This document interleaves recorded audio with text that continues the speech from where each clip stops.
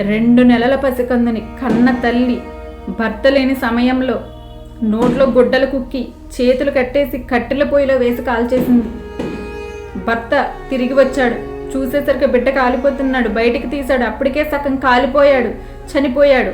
ఎందుకు ఇలా చేసావా అని అడిగితే వాడు నన్ను తిననివ్వడం లేదు, ఏడుస్తున్నాడు, నిద్రపోనివ్వట్లేదు అని చెప్పి పెద్ద పెద్దగా కేకలు వేసి అరిచింది. భర్తకు భయం వేసి పోలీసులకు ఫోన్ చేశాడు. వాళ్ళు వచ్చారు, అరెస్ట్ చేసి తీసుకెళ్లారు. అక్కడ కూడా కేకలు పోలీసుల మీద. అయితే డాక్టర్కు చూపిస్తే డాక్టర్ చెప్పారు, ఈ అమ్మాయికి పోస్ట్ మార్టం డిప్రెషన్ అనే వ్యాధి ఉంది.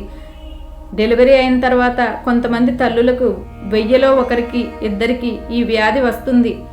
అయితే చికిత్స చేయిస్తే తగ్గుతుంది, ఇలా వదిలేస్తే ఇలాంటి పనులే చేస్తారని చెప్పారు. డెలివరీ అయిన తర్వాత చంటి బిడ్డని ఎంత జాగ్రత్తగా చూసుకుంటున్నామో అలాగే వాళ్ళకి జన్మనిచ్చిన తల్లులను కూడా అంతే జాగ్రత్తగా చూసుకోవాలి.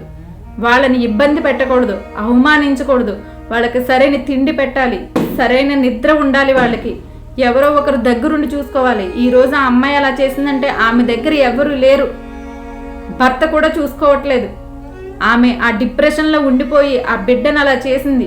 ఇలాంటి వ్యాధులు ఏమైనా ఉంటే చికిత్స చేయించండి దయచేసి. ఈరోజు ఆ అమ్మాయికి చికిత్స చేయించుంటే ఇంతవరకు వచ్చేది కాదు.